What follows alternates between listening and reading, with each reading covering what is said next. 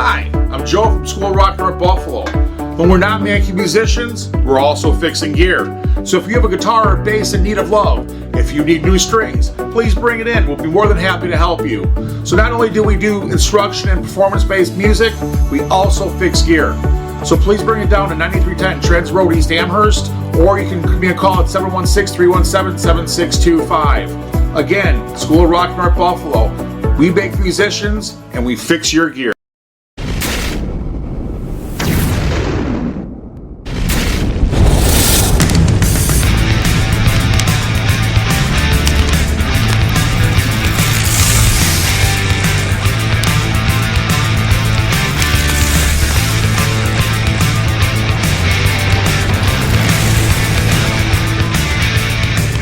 Talking About Rock, sponsored by School of Rock, North Buffalo. They're making musicians every day. Hello, Rob Edwards here. Welcome to this episode of Talking About Rock. Here we bring you rock interviews from veteran and upcoming artists. Subscribe on our YouTube channel to stay up to date. Follow us on our social media and our website, talkingaboutrock.com. Joining us today, we have a Buffalo, New York-based band, Swill. They began in 2008 with the idea of being a band that writes music geared towards no specific formula or genre. They're gearing up to release their latest album, We're the Dancing Dead, on July 13th. Let's welcome to the show with us. We have Cy, Michael, Scott B, Scott K, and Michael C, all from Swill. How's it going, guys? Good. Thanks for having us, Rob. Excellent, excellent. So let's go around a little bit, and we'll have each of you folks give us a little bit of background so folks get a little bit more familiar with you. Let's start out with you, Cy Nichols. You're lead vocalist, correct? That's correct, yeah. I'm from England, and I've been living over in Western New York since 2020. And I started with the guys maybe just over a year ago. I can't remember exactly. Having been in a number of originals bands over in the UK, obviously when I first came over, there was a bit of a hiatus in the music industry because of COVID, but we found each other through Bandmix, which is a kind of a dating site for musicians, so this is my first album with Swill. Excellent, excellent. Okay, let's shoot over to Mike P. Give us a little background on yourself there, Mike, and how you got involved with Swill here. Yeah, I got with the band. I think I've been in it probably almost 3 years now. It feels like it was yesterday, but 3 years zipped on by. I came in right at their last release, Turn the Lights Back On. So I was able to play that release party at the Rockin Buffalo, which was great, a great venue too. So I've been in the band 3 years. Love these guys. Love doing the originals. I'm a original from Pittsburgh. I've been in Buffalo about 12 years. Love it here. Great music scene. And I've been playing drums since I'm a late bloomer, about 21 years old. I was in the service when I started playing drums, and I love music all my life, so glad to be with the band. Excellent. Okay, let's shoot over to Mike C. He's the bass player and background vocalist here for the band. Tell us a little bit about yourself there, Mike. Let's see. I joined the band, 13 years ago? No, it's got to be more than that. Well, for our first CD. And I found them on Western New York Music. If it's still around, I don't know if it is, but it was a site, and I'd played in cover bands, and I just didn't like, I mean, it was all right, but I didn't enjoy it. And I found them, and I was like, wow, what's this?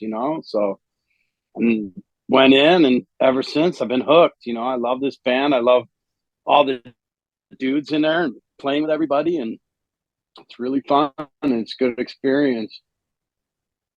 Okay, cool. That's about it. All right, let's shoot over to Scott B. He's a guitarist here for Swill. So what can you tell us a little bit of background about yourself there, Scott? Well, I've been in the Buffalo area my whole life. Grew up in the North Tonawanda area. Been in and out of bands since I was about 14 years old. I was starting my own band about 7 years ago and couldn't find anybody, but Swill was looking for a guitar player. So I spoke with Mike C, the bass player, and he said, just, come to a tryout and learn a couple songs. I learned maybe 9 or 10 songs for the tryout. So I was immediately accepted, and that was about 7 years ago now. I love being in this band. I've been in original bands my whole life, so it's just a breath of fresh air. It's a good group of guys here. Excellent. Excellent. Okay, let's shoot over then to Scott K. He's also the guitarist here and background vocalist for Swill. Yeah, so I'm the main original member. The Swill started about 15 years ago. It was around 2009 when Swill got started. It's been quite a journey. I started playing guitar in '86 and been in original bands all my life. I've really played in cover bands. I was in Cadence and Darkling and a bunch of other original kind of thrash bands. This was a chance for me to explore a different side of my interests. So Swill has been a lot of fun. These guys are great. And yeah, really looking forward to the release party on Saturday for sure. So you originally started this band. You're the original founding member, shall we say, that started this out? Yep, I actually named the band and started the band in 2009 with a bunch of guys that were, I don't know, kind of misfits from other places. The band has obviously gone through a lot of member changes, but the original lineup had Ken Wilcox in it. He played acoustic guitar. I played guitar. Randy Wiest and a drummer. His name was Bill. Forgot his last name actually. It's been a long time, but yeah, we started the band, and the idea was kind of the same then as it is now, to just kind of write whatever we feel like writing, put no limits on ourselves, and just do what we wanted to do. It was great, but of course, people come and go. We've been through a lot of member changes. So 5 albums later with a lot of different people, here we are. But yeah, I'm the original member. So yeah, I've been around through everything. Excellent, excellent. Yeah, and I just really think that music is really taking a resurgence here in Western New York, and original music, and definitely I'm seeing a lot more of that pop up, which I'm really, really grateful to. So I wanted to kind of get your take on that. You being from the UK, obviously, different dynamic there, different sound.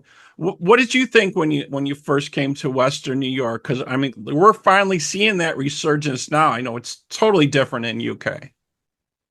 Yeah, I was. I mean, I obviously didn't come over for the music specifically, and when I came over, at the time I came over, notionally I was in 3 bands, 2 originals and a covers band, and I just didn't know what to expect. I kind of thought maybe I would struggle to find my place anywhere.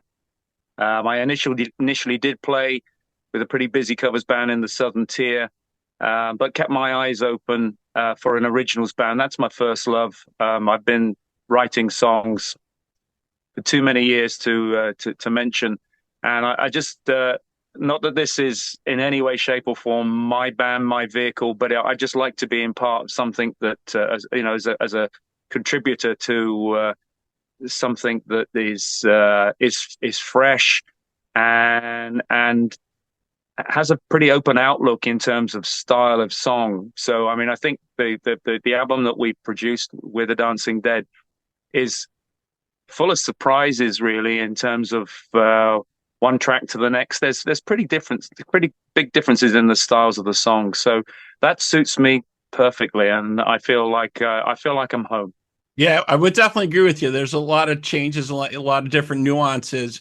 Kind of like you guys are saying, you don't want to like pigeonhole yourself into one, definite style or genre or anything like that. So that's kind of cool. So let's shoot over to Mike P. I kind of wanted to get your take on the original music. Always been a tough sell everywhere. Obviously, tribute bands are still big, but we're finally starting to see original music come back.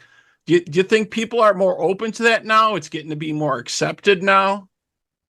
I personally, I think so. I think people are open. They want to hear some new stuff. They want to hear new styles. There are a lot of cover bands. I play in a cover band myself on the side, The Strangers, and I do enjoy that. I do play in covers, going places and playing covers because most places want you to play covers. But I Right. think more venues now are opening up to having original bands, which is a huge plus for Western New York. I mean, there's so many great bands here. Um, I think I think, like I said, more more places and more people are being accepted of it. And again, we're really excited about what we're gonna show the Rockin' Buffalo on Saturday. We're really proud of this release and looking forward to it. Yeah, definitely going to be a very, very cool show. So let's shoot over to Scott K there. So you're the original guitarist here. What is your influences, a little bit of background or some of the music or some of the sounds that you kind of influenced you playing guitar and maybe even on some of the tracks here? Yeah, I mean, I guess I started playing guitar in '86, so the height of I guess maybe the hair metal stuff was coming in big, and thrash. My earliest influence on the guitar was Eddie Van Halen and Carlos Cavazo from Quiet Riot. But so all that kind of influenced me early. But I've liked everything from '80s synth pop and the Beatles and just too many things to list. And I kind of wanted Swill to incorporate all of that. The thing that I started to get away from thrash and everything from my early bands because I felt like it was just a little limiting for what I really wanted to do. I really like chord structures and being able to do harmonies and background vocals that are, interesting and just trying different things. And Swill incorporates all of that, especially this new album. I feel like We're the Dancing Dead really encapsulates everything that I've always wanted Swill to be, which is, that there are no limits and we can really explore anything at all that we want to explore. So this album, you can hear things that are kind of a little metal, kind of a little punk, kind of a little classic rock, kind of a little, maybe disco. This album really goes in a lot of different directions and it's very exciting for me. Yeah, I would definitely agree with you on that. I wasn't sure what to expect when I'm looking at the artwork, and I thought it was maybe going to lean more toward a harder core, harder edge. But there's, like you were saying, there's all different elements here going on, which is kind of cool. So everybody has a little something on there that they would like, definitely. So let's go over to Scott B. Give us a little bit of background, maybe on some of your influences in guitar playing and stuff, and maybe some of the stuff that added to the tracks on this. Sure. Well, right around 8 years old, my dad passed. So my first instinct was to pick up the guitar and try to learn how to play that. So I'm self-taught. I listened to, back in the 80s, I listened to a lot of metal, but I also listened to a lot of blues, a lot of old, like B.B. King, Stevie Ray Vaughan, all those older blues guys, and got really influenced with them. So you could definitely hear the differences between the guitar solos and the songs. You could tell which ones are mine because I have an older blues style for my voicing and my guitar. So yeah, I listened to a lot of bands growing up. Led Zeppelin was another big influence for me. Jimmy Page. So that's kind of where I came from. Yeah, very cool. Yeah, very cool. Yeah, and definitely the two different styles. You can hear that in the tracks when you guys are playing it. It definitely complements each other, and it's really, really nice. I really dig it. So let's shoot over to Mike C, bass player here. Maybe you can give us a little bit of background on some of your influences. What are some of the bass players? Maybe there's so many out there that have come, but it's always interesting to hear who kind of shaped different people's sound. Well, I started out on trumpet in school. I was a band geek, and then right about 8th or 9th grade, I realized chicks don't like dudes playing the trumpet. So I just if you want to get the girls, buddies, you got to be the singer or play guitar, man. Those are the two choices. And And the guys that I ran with, they play guitar. One guy played drums, and I'm like, well, heck, man. They're like, well, here, you can play bass. And I didn't have one. So I played like some old beat up, guitar that just, out of an old stereo amp and like old hi-fi speakers. And we were horrible, but it was mainly just hardcore punk rock, screaming, and, it just kind of took off from there. And then I stopped playing for a while because I had a family at a very young age and I couldn't, I had to focus on other things. And then I picked up my bass again, gosh, mid 90s somewhere. And there's so many influences that I've had, just so many different spectrums, like growing up in that punk rock and that hardcore scene.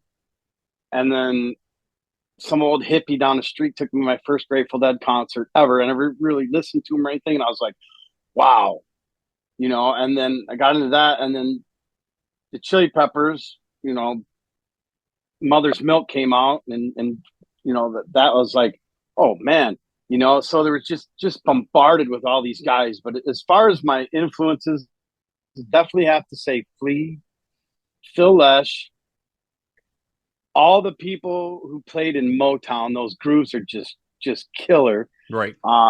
There's so many names. Duff McKagan, Guns N' Roses. That dude is just a powerhouse. And yeah, he's going to be doing some shows. He's got some tours that I just saw he's booking. Yeah. And I love his style because he's old school punk rocker like me. But, when I listen to what he did, especially on Appetite for Destruction, which is, I would have to say, probably one of my top 2 albums of all time. And I listen to the bass lines that he plays on that, and it's just like, wow, he's so different and unique. And I love that aspect that he takes all these different, you hear a little punk rock, you hear a little blues, you hear a little jazz run here and there, and it's just, it's just great to have those guys to kind of pave the way I never had any formal training, so you're just listening to him and you're like, what's he doing there? Oh, wow, that's cool. I never heard anybody do that, Right. And I was just speaking to one of their former managers the other day, and she kind of said the same thing. They're very punk when they came out, had that look and that style about them. And that's kind of how it evolved from that. But yeah, but definitely. So let's get into a little bit about just writing some of the tracks and the album. So maybe we'll shoot over to Scott K. Did you have some of the songs put together, and did Cy and you get it together and with the lyrics, or how did that come about? Yeah, this album was interesting. We had quite a few, not quite a few. We had a few of these songs written prior to Cy joining, and we were working on them. A couple of them were ideas I brought, and a couple of them that were written kind of at practice, and they developed from there. The song "Cold" was written almost entirely vocals, lyrics, and everything before Cy joined, but for the most part. Everything was kind of written really when Cy joined. We really shifted into overdrive and really started to push. Cy wrote the song "Demons." That's a song that he had written in the past, and we adapted it from basically what he had as an idea for the song. But everything else was kind of written by the group at practice, and just kind of developed as we went. Yeah, it was a very, very collaborative effort, this album. That's always good to hear. I love when bands are always working together, and it's definitely, you can definitely hear that through the music when everybody adds, different parts to that. And you guys, so the latest track you guys are out right now, "Anxiety." I don't know if you want to speak to a little bit about that, or Cy does, or whatever, but tell us about that's the latest track you guys got out before your release is coming out this weekend.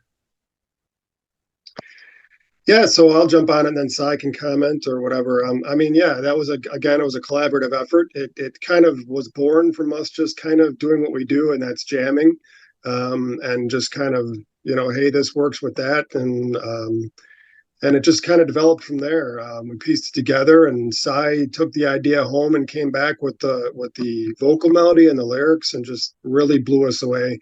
And I think immediately we knew, like, this is our first single right here. Is that your take on it as well, Si? Yeah, pretty much. It was a song that had been jammed in our rehearsal sessions for quite a bit, and it was one of those songs that didn't immediately click with me. But my attitude towards the way that I write and put the vocal melody together is that what I try and do, if possible, is kind of act as a counter to what the guys are doing. So it's almost like question and answer in terms of the music.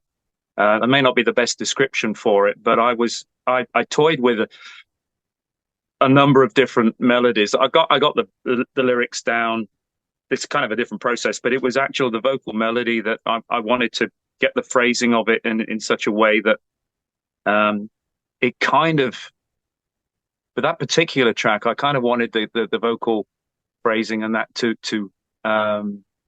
represent the topic, which was about anxiety, which just seems to be such a huge topic in the world for everybody. And I just wanted to write something that kind of resonates with a lot of people.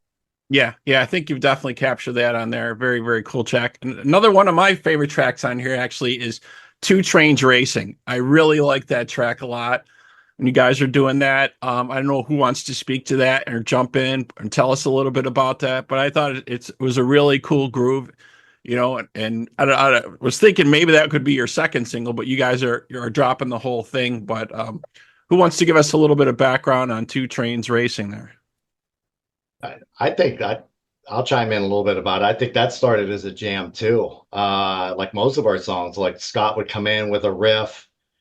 We'd all just come in and start jamming before we actually really dive into practice. It's really cool how we create some of these things, And I think Two Trains, it was kind of a working title. We didn't even have the idea of calling it that. I'm pretty sure. Like a lot of the songs, we had like different names for it. It stuck.